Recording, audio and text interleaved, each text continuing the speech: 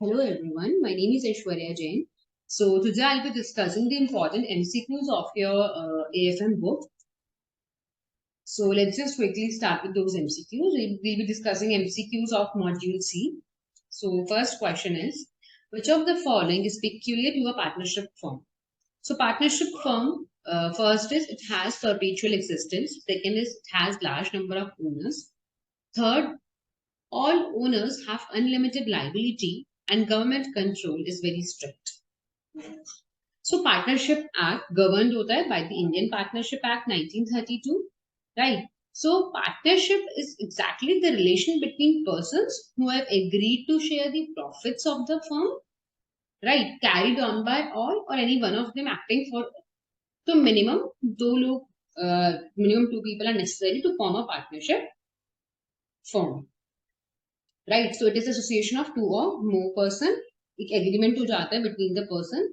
The agreement is to carry a business with the objective of sharing profits, and the business is carried on by all or any one of them acting for all. तो partnership के case में unlimited liability होती है एक तो, like जब हम company की बात करते हैं तो लाइबिलिटी लिमिटेड होती है. जब हम एलएलपी की बात करते हैं लिमिटेड लाइबिलिटी पार्टनरशिप की, उसमें भी लाइबिलिटी लिमिटेड होती है. बट जब हम सिर्फ पार्टनरशिप फर्म की बात करते हैं, इन that case which comes under Indian Partnership Act 1932, in that case the liability is unlimited. और जो रजिस्ट्रेशन होता है पार्टनरशिप फर्म का, it is not mandatory. And a partnership firm has no separate legal status apart from its partners. तो मतलब अगर in case company के dues ज्यादा हैं, तो इन दैट केस फर्म के ड्यूज ज्यादा हैं, सॉरी, तो फर्म के इन दैट केस पार्टनर्स की पर्सनल प्रॉपर्टी तक को जब्त किया जा सकता है. So first, it has perpetual existence. ऐसा जरूरी नहीं है, बिकॉज अगर दो पार्टनर्स हैं और एक भी दो पार्टनर्स और एक पार्टनर अगर बैकआउट कर जाता है तो वो पार्टनरशिप फर्म वही खत्म हो जाता है. Second, it has large number of owners. जरूरी नहीं है दो लोग मिलकर भी पार्टनरशिप शुरू कर सकते हैं, जरूरी नहीं है बहुत सारे ओनर्स हैं. Third, all owners have unlimited liability. This is true because partnership firm के अंदर you have an unlimited liability. Fourth, government control is very strict. It is also wrong. So third is right. So the correct answer over here is C. Next question. So it is a numerical question. Here current ratio is given, which is 2.7:1. Quick ratio is 1.8:1. Current liabilities are 60,000. Amount of value of inventory, right? So just solve this question. आपको क्या निकालना है? Value of inventory निकालनी है. तो how would you calculate? तो first of all what you will do is you will find out the value of current assets. You will also find out the value of quick assets. So current assets में से जब हम quick assets को minus कर देते हैं, that's equals to inventory. क्योंकि quick ratio और करंट रेशियो में सिर्फ एक ही चीज का डिफरेंस आता है, वो होता है इन्वेंटरी का. ठीक है, करंट रेशियो में इन्वेंटरी को इंक्लूड करते हैं, क्विक रेशियो में इन्वेंटरी को इंक्लूड नहीं करते हैं, क्योंकि इन्वेंटरी को सोल्ड आउट करने में टाइम लगता है. Quick ratio only includes quick assets that are readily converted into cash. तो आप लिख सकते हो quick assets is equal, quick ratio is equals to quick assets upon current liabilities. तो क्विक रेशियो आपको दिया हुआ है 1.8, करंट लाइबिलिटीज आपको दी हुई है 60,000. Therefore, through cross multiplication, you will find out quick assets आपके आ रहे हैं 60,000. Likewise, you will calculate the current assets. Current assets कैसे निकलेंगे? Current ratio is equal to current assets upon current liabilities. Current ratio आपको दिया हुआ है, current liabilities आपको दिया हुआ है, current assets आप निकाल लोगे, which would be current ratio into current liability. That is 2.7 into 60,000. तो आपके 1,62,000 के क्या आ जाएंगे? Current assets. Now you will, what you will do, आपके पास current assets भी आ गए, current quick assets भी आ गए. You will subtract the current assets from quick assets. 1,60,000 minus 1,08,000, that would be equal to 54,000. So I hope ये आप easy solve कर पा रहे होंगे. पहले आपने क्या निकाला है? आपने quick assets निकाला है, आपने current assets निकाला है और दोनों को minus कर दिया है. So you got the answer. What would be the value of inventory? Which one of the following statement is correct about assessment of working capital requirement? First, RBI guidelines require that banks should adopt only turnover method of working capital. Second, each bank is free to adopt its own method of working capital assessment. C, RBI guidelines permit use of only turnover method for turnover method, and MPBF, maximum permissible bank finance method, for assessment of working capital. Fourth, assessment of working capital is not affected by the level of operations of the buyer. So there are three methods. First is the holding method, cash budget method, and turnover method. In which turnover method is the most famous method. But in case of working capital requirement assessment, the bank is free to adopt its own method of working capital assessment. Bank free hota hai and he can choose its own method of for working capital assessment by providing loans. So B is the correct answer. If the interest is to be compounded half yearly, which of the following would be used? Right? Ab batao. It's very easy. Right? So the correct answer over here would be D. अगर yearly होगा, so compounding का कैसे निकालते हो? What is the formula of compounding? P into 1 plus R raised to the power n. If it is half yearly, it would be P 1 plus R. Rate को भी हम divide by half कर देंगे, right? Because it is compounded half yearly, raised to the power n multiplied by 2. And 4 का भी use होगा. 4 is used in case the compounding is done quarterly. And 12, do answer it fast. 12 का भी use होता है. 12 is used when the compounding is done month.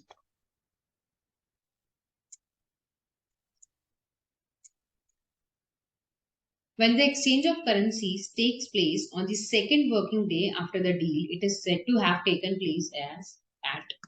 जो हमारी same day पर होती है, राइट? अगर हमारी सेम डे पर हो रही है, अगर if there is exchange of currency that is taking place on the date of deal, उसको हम बोलते हैं कैश या रेडी. ठीक है? While अगर हमारा exchange of currency take place हो रहा है on the next working day, उसको हम बोलते हैं tom rate, which is tomorrow. If the exchange of currency is taking place on the next working day, then it is called tomorrow, tom rate. And when the exchange of currency is taking place on the second working day of the date of deal, it is called spot rate. Then, if the exchange of currency is taking place after a period of spot date, it is said to be a forward rate. So forward rate कब होगा? जब spot rate की भी beyond होगा. Cash कब होगा? Ready rate जिस दिन डील हुई है उसी दिन जब हम exchange of currency करते हैं. Tom कब होता है? जिस दिन डील होती है जब उसके next day होता है, tomorrow. और spot rate क्या होता है? जब second working day पर करते हैं उसको हम बोलते हैं spot rate. So correct answer over here would be spot rate, which is not mentioned in the option. So D is going to be the correct answer. Next question. In which of the following technique time value of money is used while evaluating capital investment proposals? So there are 4 methods: NPV method, payback period method, accounting rate of return method, and payback period है, accounting rate of return है, IRR method है और NPV method. IRR is internal rate of return method. तो 4 method है. This means the time value of money is only used in two methods, which is NPV and IRR. Payback और accounting rate of return method time value of money को ignore करके चलते हैं. तो A is going to be the correct answer. अगर IRR होता तो IRR भी इसमें include हो जाता, which is internal rate of return, because that also involves time value of money.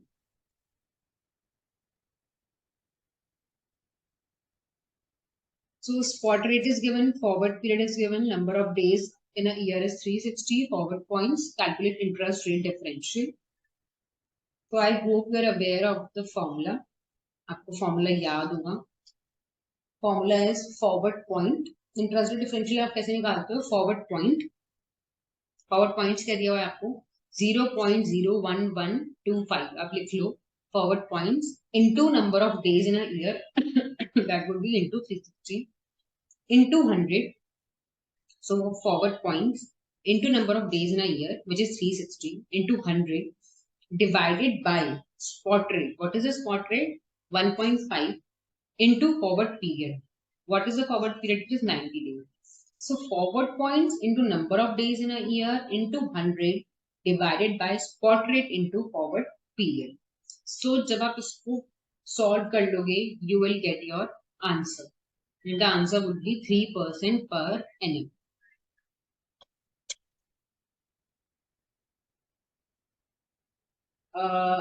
Wait, मैंने इसका formula I guess लिखा नहीं है right now. So I'll give you the formula of it. You can also Google it. It's forward point into number of days in a year into 100 divided by spot rate into forward period. Just use this formula and you will be able to get the answer as 3% per annum.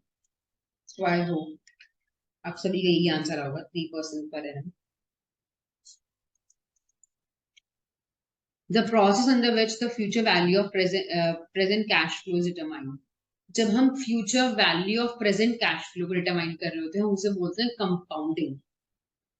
ठीक है. और जब हम क्या decide कर रहे होते हैं, जब हम प्रेजेंट वैल्यू निकाल रहे होते हैं फ्यूचर कैश फ्लोज की, उसे हम बोलते हैं discounting. So here the correct answer is compounding, B. जब हम फ्यूचर वैल्यू निकाल रहे होते हैं present cash flows, that is called. So next question is, given the following information, total assets 3 lakh, non-current liabilities 80,000, shareholders 1, 2 lakh, fixed assets 1,60,000, non-current investments 1 lakh. Calculate current assets and current liabilities. First of all, total assets is equals to total liability, क्योंकि balance sheet हमेशा balance करती है. So total assets is equals to total liabilities, which is given 3 lakh. हमारी balance sheet का total हमारे पास है already. अब हमारे पास बहुत इजी कैलकुलेट करना. आप क्या करोगे, सबसे पहले आपको करंट लाइबिलिटी निकालनी है. तो टोटल लाइबिलिटी क्या है आपकी 3 lakh, as total assets is equals to total liabilities.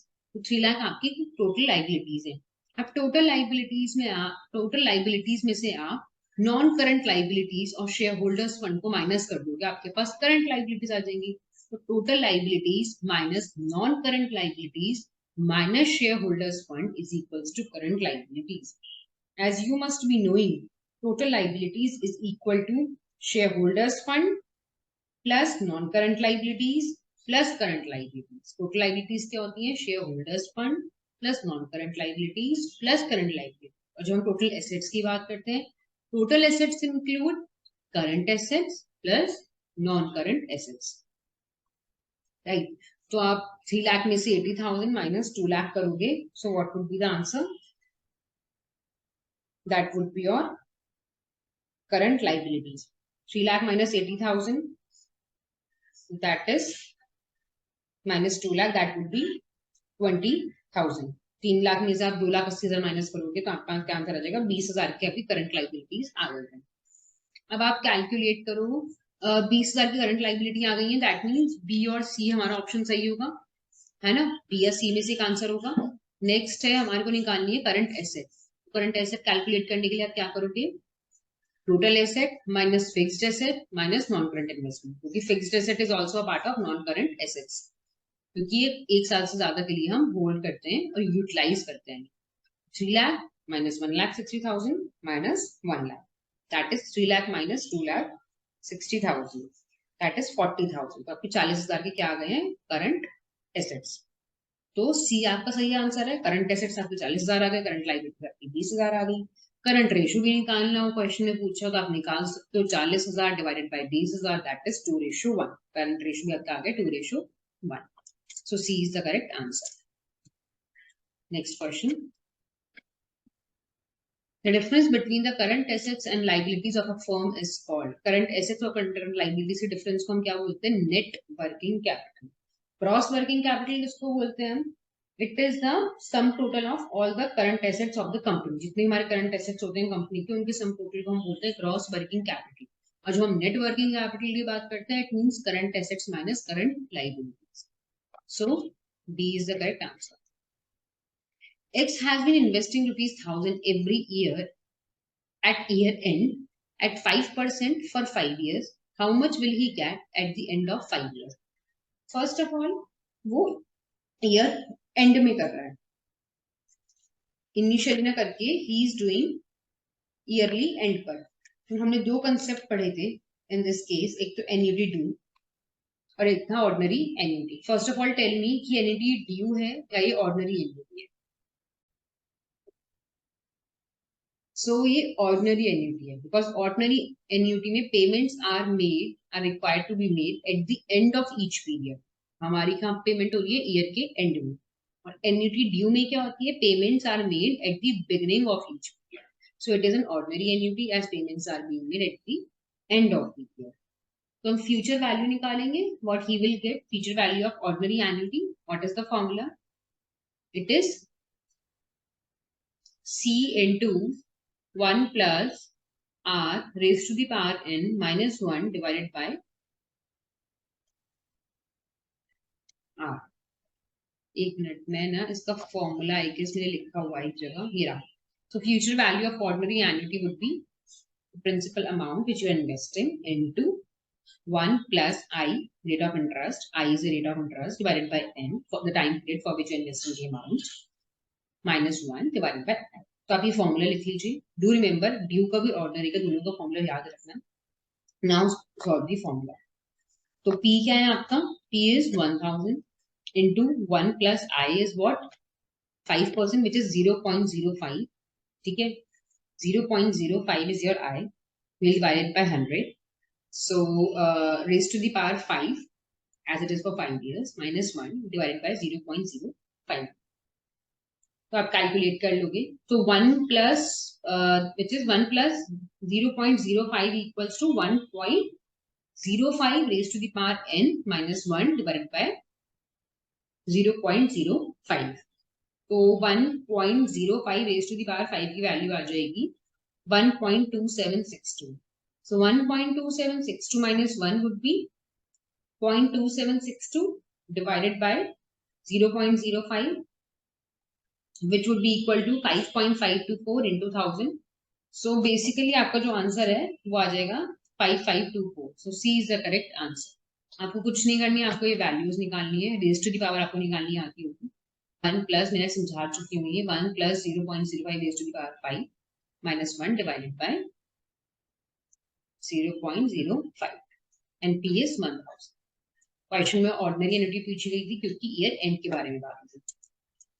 Next question. The appraisal method for capital expenditure under which it is examined how much period the invested funds will come back as cash inflow is called payback period। बहुत easy है ये। Payback period हमें बताता है कि कितने time में हमारा जो हमने इन्वेस्टमेंट किया है हमारे को पे बैक हो जाएगा। हमारा इन्वेस्टमेंट है वो कितने टाइम पीरियड में हमारे को वापस मिल जाएगा। अगर आपने 1 लाख इन्वेस्ट करा है तो आपका 1 लाख ये प्रॉफिट को कंसिडर नहीं करता, ये सिर्फ कंसिडर करता है जो आपकी इन्वेस्टमेंट है। That is the pay back period. So here is the answer. A person borrowed rupees 1 lakh from the bank at the rate of 12% per annum for 1 year, payable on EMI basis. What is the amount of EMI? So you know the formula of EMI. Do you remember it? Numerical questions are there going to come. So आपको बस EMI का formula लगाना है। So this is the way we are going to calculate it। आपको P दिया हुआ है, R दिया हुआ है। फर्स्ट ऑफ ऑल आप R को मंथली निकाल लोगे। इट इज 12% आपको दिया हुआ है, दैट इज पर एनम। यहाँ आप मंथली कैलकुलेट करते हो, you will take 1 divided by 12 because यहाँ आप हमेशा मंथली पे करते हो 1%, that would be 1 divided by 100 is equals to 0.01। तो आपका आर आ चुका है। एन आपको दिया गया है कितना क्वेश्चन में? 12 ही दिया हुआ है। Wait let me check. हाँ, तो आपको एक साल में 12 पेमेंट करनी है, तो आपका एन क्या होगा? 12 होगा, क्योंकि बिकॉज आपको 12 टाइम्स पे करना है in a year. So n is going to be 12 months, n is going to be 12। Monthly बात करते हैं, equated monthly instalment, our rate of interest is going to be 0.01। so you will put this into the formula and you will get the answer as 8885। so I hope it's very clear। मैंने पूरा solve किया हुआ है यहाँ पर। 1 lakh into 0.01। so EMI का formula क्या होता है? P into R। P is 1 lakh into R, R is 0.01। ठीक है, फिर हम उसमें इंटू करते हैं 1 plus r raise to the power n divided by 1 plus r raise to the power n minus 1। तो ऊपर भी 1 plus r raise to the power n, नीचे भी 1 plus r raise to the power 1 plus r raise to the power n minus 1। तो पहले आप p into are कर दोगे, फिर है 1 plus r raise to the power n divided by 1 plus r raise to the power n minus 1। Next question, if the owner's capital is 2 lakh, liability is 80,000 and fixed asset is 1 lakh, then both should be the value of current asset। हमें owner की capital दी हुई है, ठीक है, liability दी हुई है, fixed asset दिए हुए हैं, वैल्यू ऑफ करंट एसेट क्या होगा।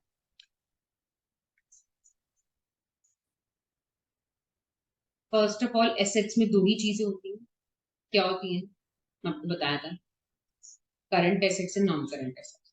हमारे को नॉन करंट एसेट्स के नाम पे दिया हुआ है सिर्फ और सिर्फ फिक्स्ड एसेट्स, ठीक है। करंट एसेट्स हमें निकालना है, पहले हम निकालेंगे क्या, total, what is our total assets. Total assets and total liabilities हमेशा इक्वल होते हैं, तो हम टोटल लाइबिलिटीज निकाल लेंगे, which is owner's capital plus liability, 2 lakh plus 80,000, do it, what you will do, 2 lakh plus 80,000, which is 2 lakh 80,000, तो 2 lakh 80,000 आपकी total आ गई। 2 lakh 80,000 में से आप क्या माइनस कर दोगे, अपने फिक्स्ड एसेट माइनस कर दोगे, which is 1 lakh, so 1 lakh 80,000 is going to be your current assets। आपको समझ में आ रहा है ना, ये एसेट्स के सिर्फ दो पार्ट होते हैं, करंट एसेट्स और नॉन करंट एसेट। यहाँ पर हमारे को नॉन करंट एसेट्स में सिर्फ और सिर्फ फिक्स्ड एसेट्स दिए गए, तो हम मानेंगे current non current assets liability में सिर्फ और सिर्फ फिक्स्ड एसेट्स हैं। और जब हमें टोटल एसेट्स निकालने हैं, टोटल एसेट्स में से जब हम फिक्स एसेट्स को हटाएंगे तभी हमारे करंट एसेट्स आएंगे। टोटल एसेट्स निकालने के लिए हम टोटल लाइबिलिटी निकालेंगे, because total liability is equals to total asset. Total liability कैसे निकालेंगे, it is owners capital plus liability. हम इसमें लाइबिलिटी में मान रहे हैं current liability non current liability दोनों मिला के 80,000। क्वेश्चन में रुपी इतनी इंफॉर्मेशन गिवन है।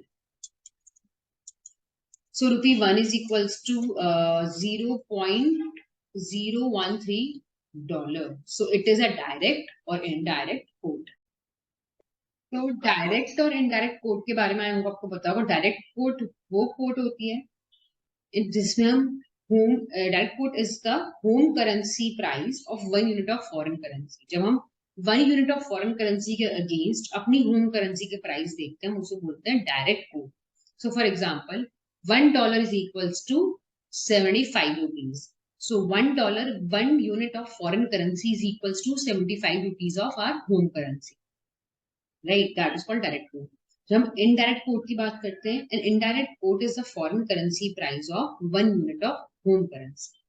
So जब हम 1 rupees को कैलकुलेट करते हैं in terms of dollar, home currency 1 unit of home currency को हम कैलकुलेट करते हैं in terms of foreign currency, that is called indirect quote। तो यहाँ पर 1 unit of home currency को ही हम foreign currency में कैलकुलेट कर रहे हैं, 1 rupee is equals to $0.013। This is a what? This is indirect quote। So B is going to be the answer।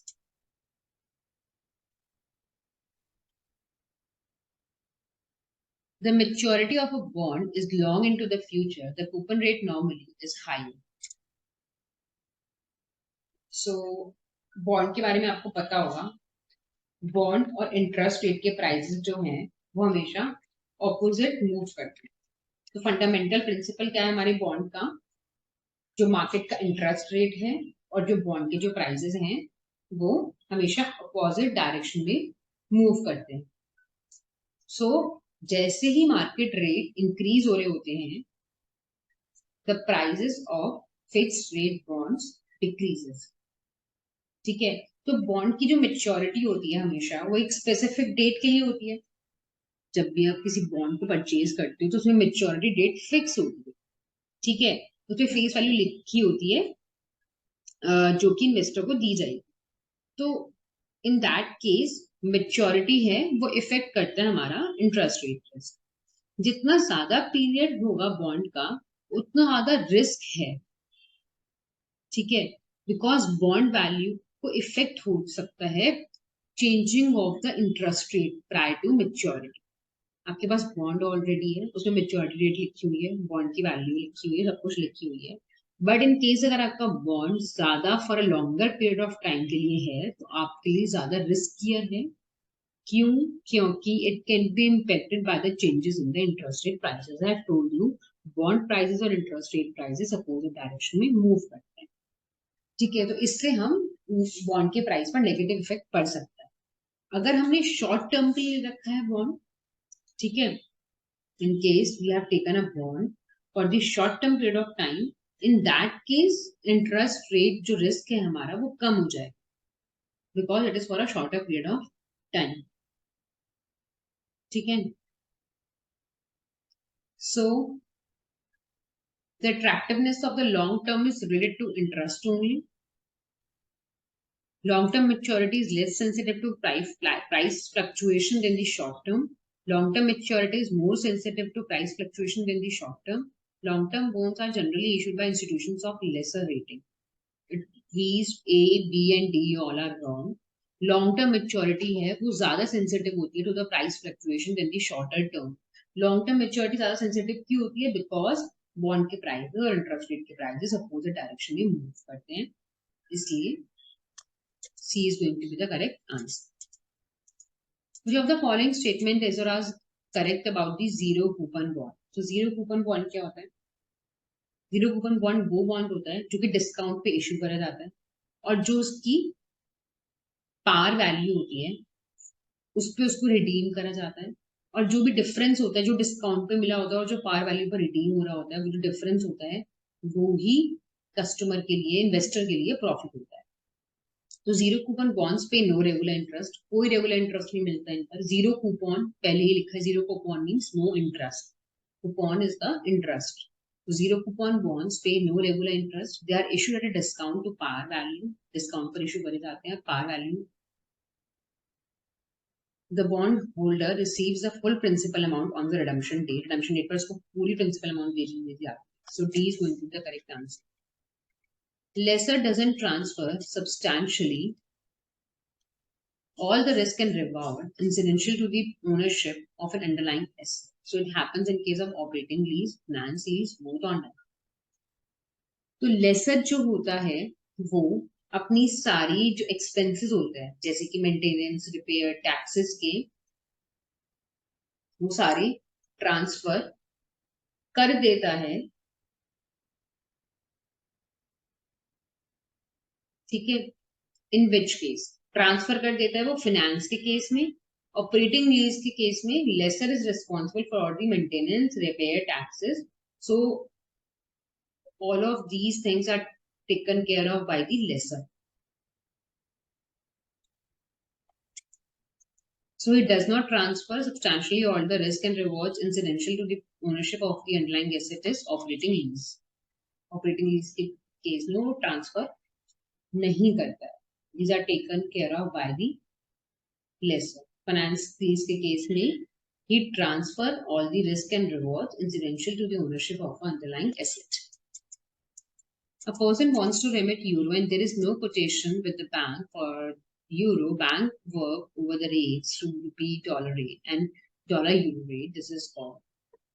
अब कस्टमर को यूरो चाहिए, बैंक के पास डायरेक्ट रुपीस का यूरो में एक्सचेंज रेट नहीं अवेलेबल है, तो वो पहले रुपीस को डॉलर में कन्वर्ट करेंगे, फिर डॉलर से उसको यूरो में कन्वर्ट करेंगे। इसको हम क्या बोलते हैं? इसको हम बोलते हैं cross rate.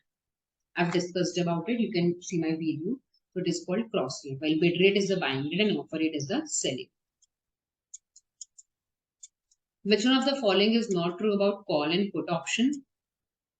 An American option can be exercised any time during its life. It's correct. American option can be exercised at any time during its life. And European option जो होता है वो सिर्फ maturity पर ही exercise हो सकता है. Third, investors may pay an upfront price, the option premium for the option contract. हमेशा एक premium देना पड़ता है investors को. If price of a call option increases as the strike price increases. No.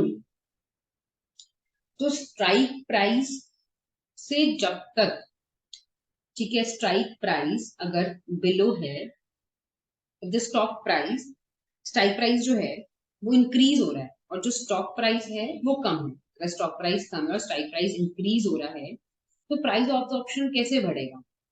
ठीक है, सो कॉल ऑप्शन हमेशा कम valuable हो जाता है जैसे ही स्ट्राइक प्राइस इंक्रीज होता है। जब आपका स्टॉक प्राइस कम होता है स्ट्राइक प्राइस से, तो your call option is not gonna increase, वो डिक्रीज होने वाला है. So D is going to be the correct answer. The rate of return earned by an investor who purchases the bond and holds it till maturity, it is called yield to maturity.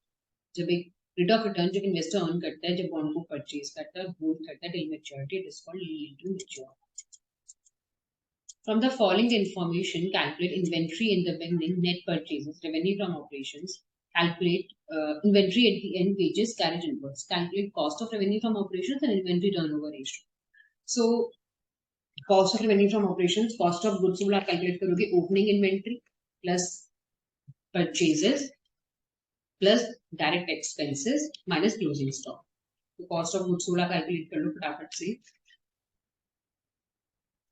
opening stock क्या है 18,000 plus purchases 46,000 plus wages 14,000 direct expenses, carriage inwards which would be 4,000 minus closing stock which is 22,000. तो calculate कर लो इसको, आपका answer आ जाएगा 18 plus 46 plus 14 plus 4 minus 22. 60,000 आपका क्या आ गया है, कॉस्ट ऑफ गुड्स.